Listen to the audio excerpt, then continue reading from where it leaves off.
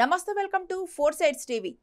America అధ్యక్ష ఎన్నికల్లో Donald Trump ను ఓడించి జో బైడెన్ విజయం సాధించేలా కమలా హ్యారిస్ ముందుకొచ్చారు. అబార్షన్లపై నిషేధాన్ని ఖండించిన ఆమె నల్లజాతి ఓటర్లను ఆకర్షించడంలో వెనుకబడుతున్నారు. ప్రస్తుతం జో బైడెన్ నీడ నుంచి బయటకు రావడంపై కూడా ఆమె ఉత్సాహంగా ఉన్నారు.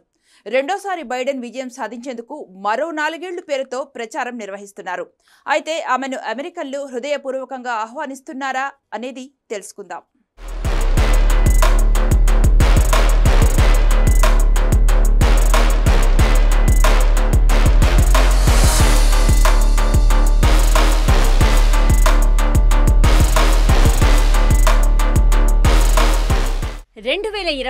అమెరికా అధ్యక్ష ఎన్నికల్లో 59 ఏళ్ల భారత సంతతికి చెందిన కమలా హారిస్ మొదటి మహిళా వైస్ ప్రెసిడెంట్గా ఎన్నికై చరిత్రను నెలకొల్పారు.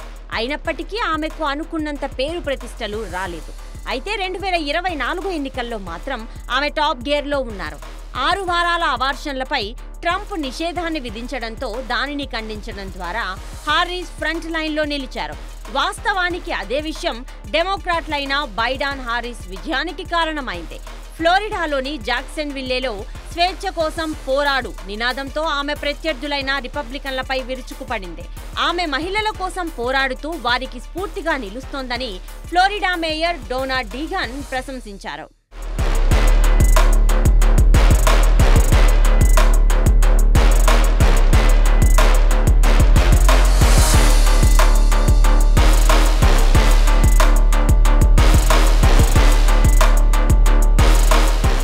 అర్ధ శతాబ్దం నుంచి వస్తున్న అబార్షన్ హక్కుపై అమెరికా సుప్రీంకోర్టు వ్యతిరేకంగా తీర్పునివ్వడంపై 2 ఏళ్లుగా హారిస్ ఫైట్ చేస్తోందని ఆమె అనుచరులు చెబుతున్నారు.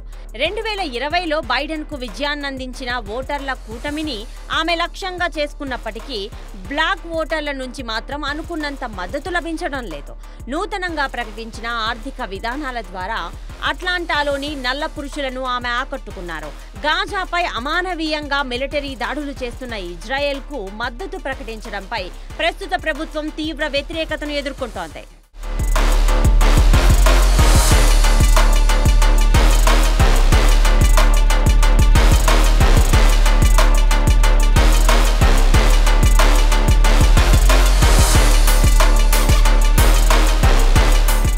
హక్కుల కోసం పోరాడే కుటుంబం నుంచి వచ్చిన హారిస్ గాజాపై మాట్లాడే విషయానికి వస్తే బైడెన్ కంటే ఒక అడుగు ముందున్నట్లు అనిపిస్తోంది. అమెరికా పౌర హక్కుల పోరాటంలో ముఖ్యమైన అలబామాలో గాజాపై ఇజ్రాయెల్ తక్షణ కాల్పుల విరమణ ప్రకటించాలని ఆమె మార్చిలో పిలుపునిచ్చారు. పాలస్తీనా పౌరుల దుస్థితిపై మాట్లాడారు. అయితే ఆమె ఫ్లోరిడా నుంచి తిరిగి వెళ్తున్నప్పుడు పాలస్తీనా అనుకూల నిరసనకారుల శిబిరాలను పోలీసులు విచ్ఛిన్నం చేసిన చిత్రాలు బయటికి రావడంతో అధ్యక్ష ఉపాధ్యక్షులు ఒకే గూటి పక్షులని అమెరికా ప్రజలు తెలుసుకున్నారు.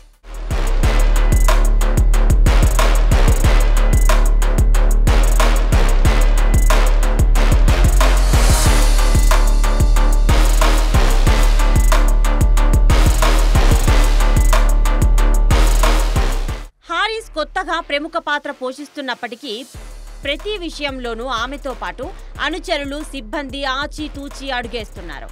ఆమె అనేక ఏళ్లుగా వ్యతిరేక వార్తలు, విమర్శలు, రిపబ్లికన్ల ఆరోపణలు ఎదుర్కొన్నారు. బైడెన్లా కాకుండా ఆమె చాలా అరుదుగా ఇంటర్వ్యూలు ఇస్తారు. బరాక్ ఒబామా అధ్యక్షుడిగా ఉన్న సమయం నుంచి జో బైడెన్ కీలక పాత్రను పోషించారు. అయితే హారిస్ మాత్రం ఈ విషయంలో వెనుకబడ్డారు. సెంట్రల్ అమెరికాలో వలసలతో వ్యవహరించే విషయంలో చాలా విమర్శలను ఆమె ఎదుర్కోవాల్సి వచ్చింది. ప్రస్తుతం బైడెన్ హారిస్లతో ఒకే విధమైన సమస్యలను ఓటర్లు ఎదుర్కొంటున్నారు. ఆమెకు 38.5%, బైడెన్కు 38.9% మద్దతు లభించింది. వాస్తవానికి అమెరికా అధ్యక్ష పదవి ఆకర్షణీయంగా కనిపించే కఠినమైన ఉద్యోగం. ప్రచారంలో హారిస్ ముందున్నారని బోస్టన్ యూనివర్సిటీలో అసోసియేట్ ప్రొఫెసర్గా పనిచేస్తున్న థామస్ వేలన్ అన్నారు. మరీ ముఖ్యంగా అబార్షన్ విషయంలో ఆమె వ్యూహాత్మకంగా ముందుకెళ్తున్నారన్నారు. అయితే నల్ల జాతి ఓట్లను రాబట్టడంలో ఆమె వెనుకబడుతున్నట్లు కనిపిస్తోందన్నారు. రిపబ్లిక్ అధ్యక్ష అభ్యర్థి ట్రంప్ కోర్టు కేసుల్లో ఉంటే డెమోక్రేట్ల మెడకు గాజా ఉచ్చుగా మారింది.